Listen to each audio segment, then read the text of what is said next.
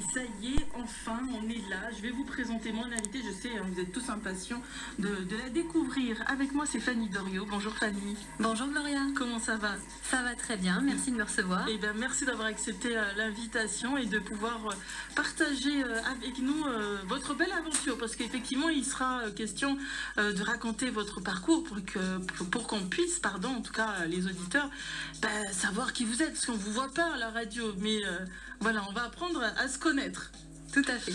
Alors Fanny, moi j'aime bien poser cette petite question à tous mes invités quand ils viennent. Moi ça me permet aussi pour mes auditeurs également de jouer sur le fil comme ça chronologique de votre vie et puis de comprendre comment vous êtes arrivé à ce que vous faites aujourd'hui. On leur dira pas ce que vous faites aujourd'hui tout de suite, okay. Comme ça on les garde avec nous, ils vont se dire tiens, qu'est-ce qu'elle fait cette dame? Donc Fanny, vous, quand vous savez, on est tout petit, on est enfant, on se dit parfois, on pense à un métier ou plusieurs métiers parce qu'on a vu quelque chose à la télé qui nous plaisait, ou parce qu'on avait une gentille maîtresse, ou ou parce que dans notre entourage, maman, tantine, ou etc., un métier en particulier qui nous faisait rêver, et puis on se dit ah moi quand je vais être grande, eh ben je vais faire ça. Et ouais. Donc vous Fanny, c'était quoi? Moi c'était très clair en fait. J'avais deux métiers, mais celui qui ressortait le plus, c'était que je voulais être hôtesse de l'air. Hôtesse de l'air, alors qu'est-ce qui vous plaisait d'être hôtesse de l'air? En fait, moi je suis arrivée en Calédonie, j'étais toute petite, donc je suis venue de France, et j'ai pris l'avion, j'avais pas encore 8 ans, et j'avais été émerveillée par ce long voyage, parce que quand on est petit, on n'a pas les problèmes de place dans l'avion, ou de mal de dos, oui, etc. Ça passe beaucoup mieux, on dort facilement, et donc je trouvais ça magique de voyager, j'aimais bien les petites mignonnettes de boissons, tout était en miniature, le petit plateau, enfin voilà, l'aéroport, tout, j'aimais beaucoup ça. Et donc, je rêvais d'être hôtesse de l'air. Hôtesse de l'air. Et donc, qu'est-ce qui s'est passé en grandissant? Est-ce qu'on est devenu hôtesse de l'air? Non, j'en ai été découragée assez rapidement de par ma petite taille. C'est vrai qu'à un moment donné, à l'époque, il fallait avoir une taille un peu mannequin ou miss. Oui, on est assez grande aussi pour pouvoir mettre les bagages dans les racks et tout, des choses comme ça. Donc non, je me suis éloignée de ça assez rapidement. Et après, je me suis orientée vers plutôt le théâtre en fait. Je voulais faire un bac avec option théâtre. Il y avait une section qui s'était mise en place tout récemment au La Pérouse, je me rappelle à l'époque. Mais là aussi, ça n'a pas fonctionné. Qu'est-ce qui s'est passé? Pourquoi ça n'a pas fonctionné? Eh bien, en fait, on m'a dit que j'avais les trop bonnes notes en maths. Et donc, je pouvais pas faire de théâtre. Mais voyons. Voilà. Après, si c'est ce qui vous plaisait, non. C'était pas ça. C'est vrai qu'aussi, à l'époque, on disait non, t'es bonne en maths, tu pars en scientifique. C'est ça. Donc, c'est ce que j'ai fait. D'accord, on est parti sur du scientifique. Donc, je suis partie sur du scientifique. Et puis après, je suis partie sur un autre rêve que j'avais enfant. C'était je voulais être femme d'affaires. Businesswoman. Donc je me voyais bien en tailleur avec ma petite mallette et gagner plein d'argent. Donc en fait après j'ai fait des études de marketing. Plus parce que ça me plaisait tout ce qui était publicité, communication, événementiel. Et donc j'ai fait un BTS qui s'appelait à l'époque le BTS Action Commerciale au La Pérouse. Et ensuite j'ai continué mes études en Australie pour aller faire un master, ce qu'on appelle un MBA, donc un diplôme généraliste pour être cadre en management, marketing. Comment on trouve la voie justement? On se dit on va partir, on va faire des études à l'étranger, en plus anglo-saxon. Donc en fait, l'Australie, c'est un pays qui m'a toujours attirée. J'y ai été en vacances comme les Calédoniens, voilà, c'est quand même pas si loin. Et donc, j'ai toujours beaucoup aimé l'Australie. Entre faire des études en France et faire des études en Australie, le choix pour moi a été tout vu. Oui, en plus on apporte une valeur ajoutée puisque l'anglais, on sait que c'est la langue internationale. Donc c'est vrai que c'est vraiment un plus. On reste combien de temps en Australie? Là, moi, j'y suis restée 1 an, en fait, parce que j'avais déjà une expérience professionnelle que j'ai fait valider. Et donc, j'ai fait juste 1 année de master. C'est des études qui sont condensées et exprès pour les étudiants étrangers. C'est pas plus mal parce que c'est assez cher, les études en Australie, en fait. Surtout 1 année, c'est pas rien. Donc voilà. Donc voilà, on fait ça, tout se passe bien en Australie. Tout se passe bien, je reviens et ensuite j'ai eu des postes à responsabilité dans le marketing et la communication pour plusieurs entreprises calédoniennes, des entreprises à portée internationale. J'ai travaillé pour un grand groupe de boissons, j'ai travaillé également pour des administrations publiques, j'ai travaillé dans le domaine minier. J'ai aussi travaillé pour... On a touché un peu tous les domaines, hein. C'est assez intéressant. Après, le marketing, la communication, ça s'adapte à beaucoup de milieux. Et plus récemment, en fait, j'ai fait près de 10 ans pour une compagnie aérienne. Donc je me suis rapprochée d'hôtesse de l'air, mais sans être hôtesse de l'air. Sans être hôtesse de l'air. On revenait à nos premiers amours, on va dire. Voilà. Et donc 10 ans qui se passent et après... Là, en fait, pendant ces 10 ans, enfin même avant, juste après être diplômée, j'ai eu des postes donc à responsabilité où je travaillais dans la communication, dans le marketing. Après, j'ai été aussi à des postes de direction. J'étais pendant 4 ans à Tahiti, directrice d'un pôle, enfin directrice régionale en fait basée à Tahiti pour cette compagnie aérienne. 4 ans. Oui. Et puis j'ai eu envie de revenir en Nouvelle-Calédonie, ça me manquait. Là j'ai touché à d'autres domaines aussi à responsabilité, mais j'ai plus travaillé le marketing, j'ai arrêté. Après j'étais au fret, j'ai fait de l'escale, enfin j'ai fait plein de choses, toujours dans la compagnie aérienne. Et puis j'ai eu envie de passer à autre chose. En fait, le salariat, le commerce, le marketing, tout ça, j'en suis arrivée à bout. J'avais envie d'autre chose. D'un virage, mais vraiment à 180 degrés dans ma vie professionnelle. Alors, autre chose, c'était le déclic. En fait, c'était, on arrive en fin d'un cycle, on se dit, on se pose aussi des questions peut-être sur... Oui, beaucoup de questions. En fait, bon, tout ça, ça vient pas du jour au lendemain. J'ai eu également des problèmes de santé. Donc, je me suis retrouvée aussi sans travail. Donc, il avait fallu faire un point sur ma vie personnelle, ma vie professionnelle. Et c'est là que, force de réflexion, de développement personnel, comment dire, de regard plus à l'intérieur de soi pour voir ce qu'il y avait, j'ai trouvé une nouvelle voie. Une nouvelle voie. Et bien justement, vous allez rester avec nous, Fanny, pour nous en parler de cette nouvelle voie. On va découvrir cette nouvelle voie après ce titre, One Day. C'est un duo entre Freelance et Nkono Nox. Si je me rappelle bien, on est du côté du Vanuatu. Voilà. Fanny est toujours avec nous. Tout se passe bien, Fanny? Ça se passe très bien. Alors Fanny, un beau parcours, hein, un parcours qui est riche, qui vous a permis de toucher des domaines variés. Franchement, c'est super intéressant. C'est un très très beau parcours. Alors donc vous dites, au bout de 10 ans, bon, on prend un peu de recul, voilà, des choses se passent dans notre vie et puis on se dit, ah, c'est peut-être pas fait pour moi, j'ai envie de faire autre chose. Et ça, c'est le déclic en fait. Hein, c'est la rétrospection un petit peu de sa vie. Oui, disons que la vie m'a un peu poussée, forcée à me poser et à dire, bon, il y a vraiment quelque chose qui va pas là. Donc, dans quelle direction j'ai envie d'aller maintenant dans ma vie? Donc, je me suis posée et je me suis vraiment recentrée sur qui je suis et qu'est-ce que j'aime faire, qu'est-ce que j'ai envie d'apporter par ma vie, ma contribution sur cette planète aux autres. Donc la réponse n'est pas venue tout de suite, mais petit à petit, en fait, je me suis dit, oui, j'ai envie de contribuer, j'ai envie d'aider, j'ai envie de faire partager ce que j'ai d'unique. On est tous uniques, on a tous quelque chose à offrir, et donc, qu'est-ce que moi je peux faire? Et c'est là que est venue l'idée de ce que je fais aujourd'hui. Alors, quelle est cette belle idée qui vous anime aujourd'hui? Voilà. Eh bien, en fait, je me suis rendu compte que j'ai toujours, depuis toute petite, et ma mère pourra le confirmer, j'ai toujours rangé. C'est quelque chose qui me vient naturellement. J'aime ranger, j'aime quand c'est en ordre, j'aime l'harmonie. Si je vais pas bien, que je suis stressée, je préfère me mettre à ranger, à retrier chez moi que faire autre chose.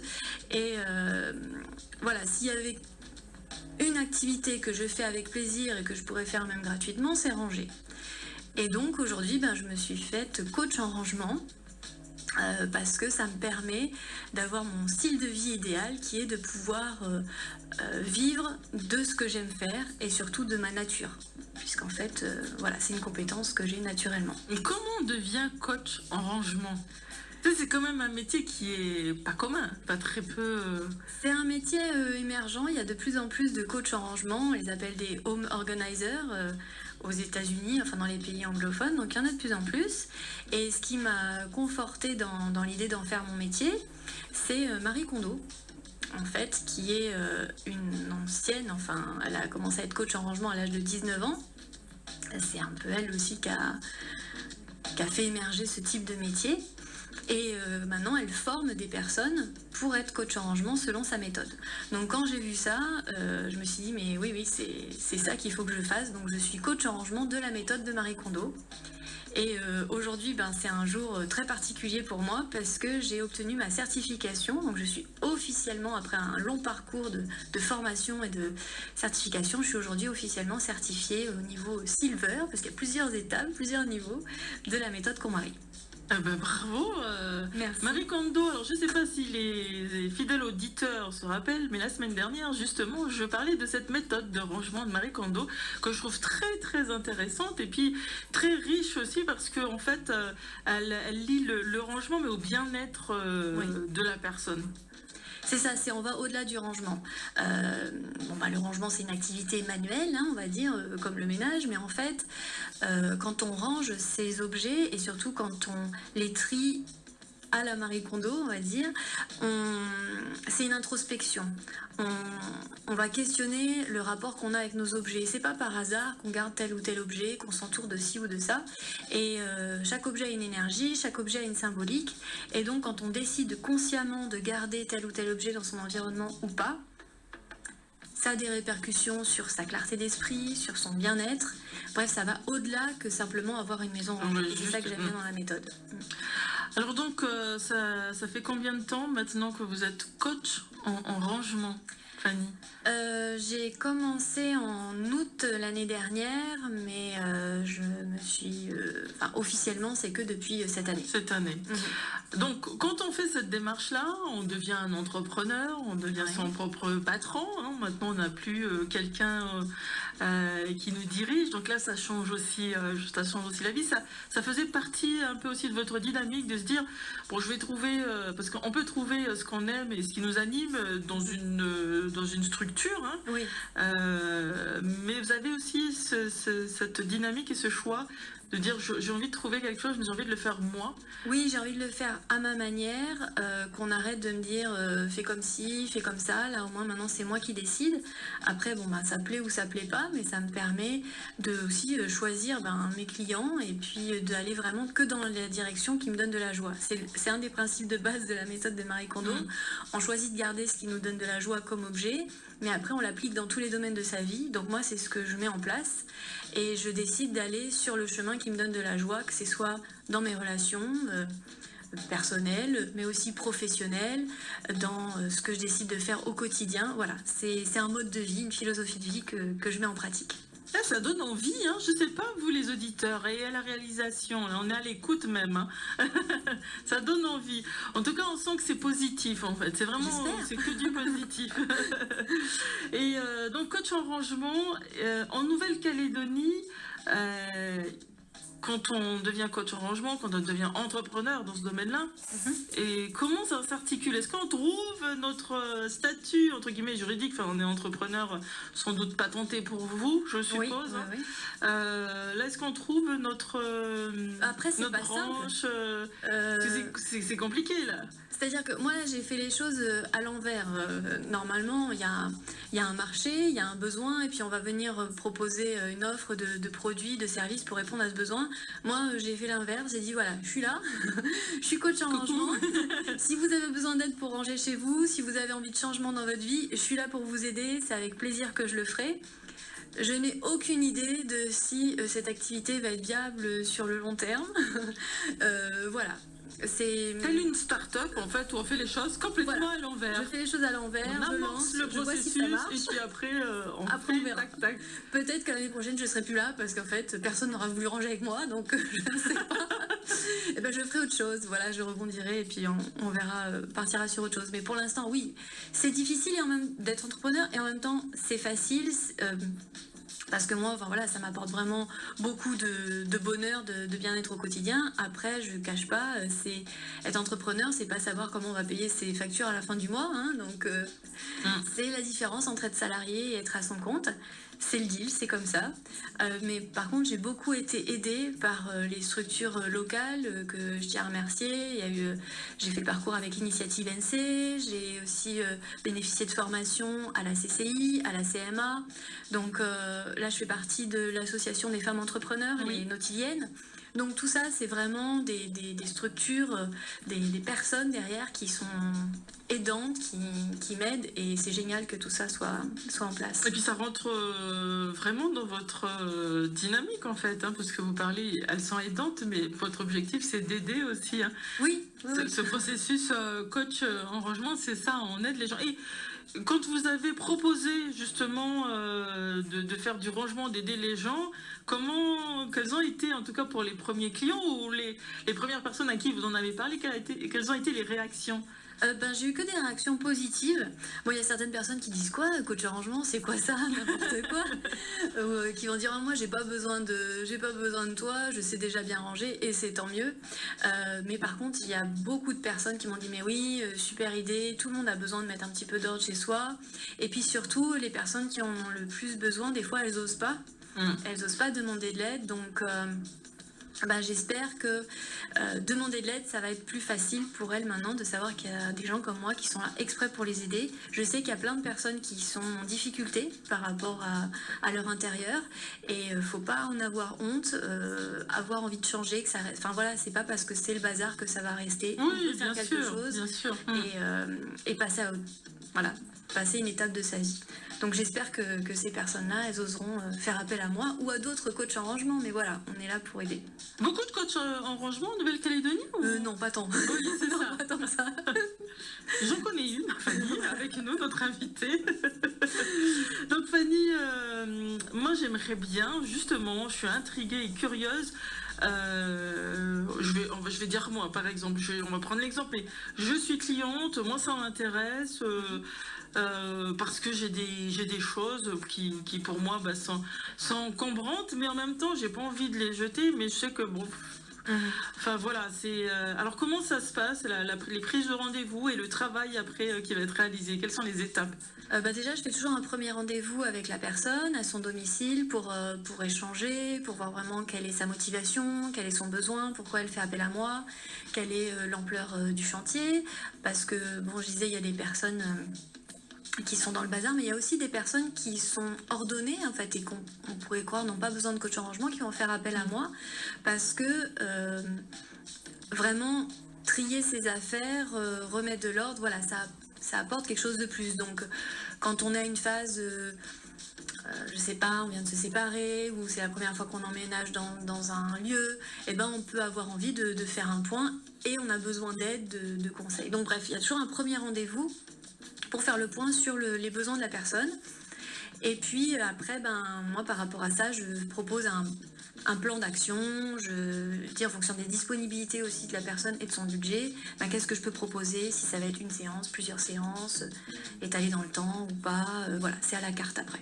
Après, c'est à la carte. Alors, donc le premier processus qu'on va réaliser, c'est effectivement quand ça y est, la personne elle est OK, vous avez fait la première rencontre, elle dit bon, OK, moi j'ai envie de continuer.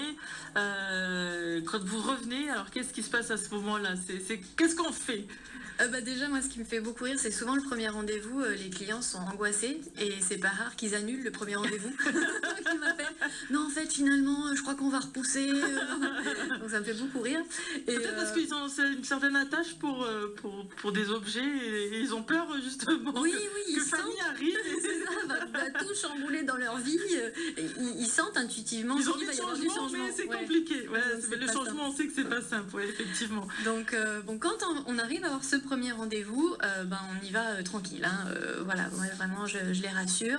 Je force personne à trier. J'ai aucune. Il y en a, ils vont dire ah voilà, mais si t'as pas porté tel truc depuis plus de 6 mois, c'est qu'il faut le virer et tout. Moi, pas du tout.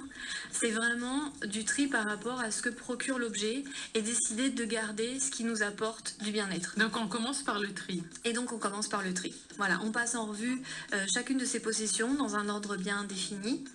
Et moi, je suis là justement pour aider la personne à rester centrée sur son ressenti, sur ses choix, et m'assurer qu'elle fait ses choix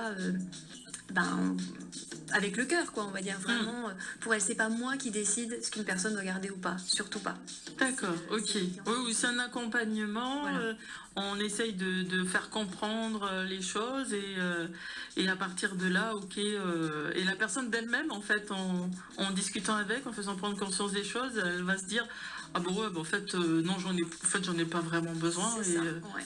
Oui, c'est vraiment la personne qui décide. Moi, j'accompagne. Je suis là pour m'assurer qu'elle se ment pas à elle-même, en fait, ou qu'elle ne s'encombre pas de choses qui ne lui conviennent plus. Parce qu'on se met souvent la pression. Ah oui, ça vaut cher, ou ça, c'est un tel qui me l'a offert et tout. Donc, tout ça, pour moi, c'est des mauvaises raisons.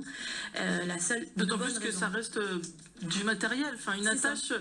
Un être humain qui s'attache à du matériel, c'est bête à dire quand on en parle, mais c'est la réalité des choses aussi. Les gens s'attachent à du matériel.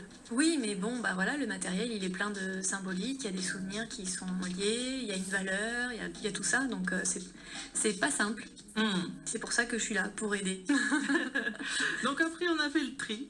Et là, on passe au rangement ou pas tout de suite? Non, le rangement, c'est vraiment en tout dernier. Donc, il y a le tri. Après, il y a ce que j'appelle le désencombrement. Parce que c'est bien beau d'avoir décidé ce qu'on garde et ce qu'on laisse partir. Mais faut que ça parte. Faut que ça sorte de la maison. Sinon, ça nous encombre. C'est toujours là. Dans un coin. Voilà. Donc, là aussi, j'aide. J'ai créé des partenariats avec certaines associations, des boutiques de vente de seconde main, là aussi pour faciliter aux personnes la seconde vie de leurs objets. Donc soit c'est recyclé, soit c'est donné, voilà, soit c'est revendu.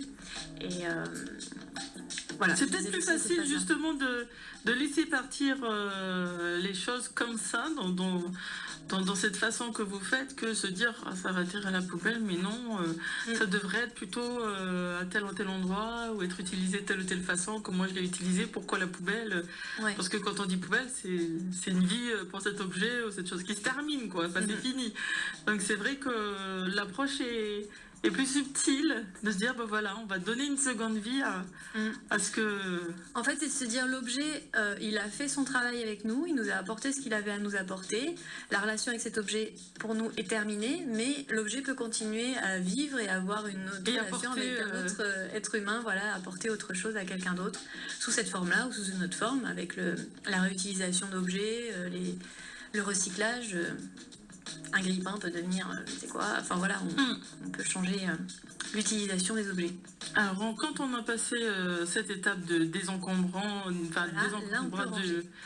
à partir de là, on peut ranger. Et là, comment se fait le processus du rangement? Donc là, c'est pareil, moi je vais accompagner les personnes pour leur donner des astuces, leur expliquer comment optimiser les espaces, comment ranger le mieux possible, que ce soit pratique, que ce soit fonctionnel, optimisé, quoi. Par exemple, des livres, parce qu'on a toujours des livres qui traînent à droite à gauche. Est-ce que les livres doivent être juste effectivement dans la bibliothèque et ça reste ici ou... Alors après, le livre, c'est un objet rectangulaire il prend toujours la même place. On peut le ranger en pile, à la verticale, d'un côté ou de l'autre, mais ça va pas... Est-ce qu'on le met dans une zone particulière ou bon, après sur la table de chevet parce qu'on est en train de lire un livre, mais après quand c'est fini, est-ce qu'on doit le ranger dans la bibliothèque par exemple, parce qu'on sait livre, bibliothèque. Oui. J'imagine comme ça. Voilà. Après, c'est peut-être en toute logique, en fait, les principes de base, c'est de regrouper les objets similaires ensemble. Donc, de ranger tous les livres au même endroit. De ranger toutes les petites cuillères avec les petites cuillères au même endroit. En fait, c'est pas d'avoir des livres un petit peu rangés dans la chambre, d'autres un petit peu dans les toilettes, d'autres dans le salon et encore dans la cuisine. C'est vraiment de regrouper tout d'une même catégorie à un même lieu. Et voilà, ça c'est une des règles de base du rangement. Donc tout ça, ça permet quoi aussi? Parce qu'on parle souvent du feng shui, de l'énergie qui circule mieux. Est-ce qu'effectivement, toute cette méthode-là permet d'avoir un lieu qui est beaucoup plus enclin à la sérénité, au bien-être, etc. Oui, c'est pour ça qu'on le fait, parce que quand on est dans un environnement ordonné, rangé, on se sent plus apaisé, on a les idées plus claires. Le bazar, moi j'appelle ça le bruit un peu, ça crée du brouillon dans sa tête, on cherche nos affaires, on ne sait plus où elles sont.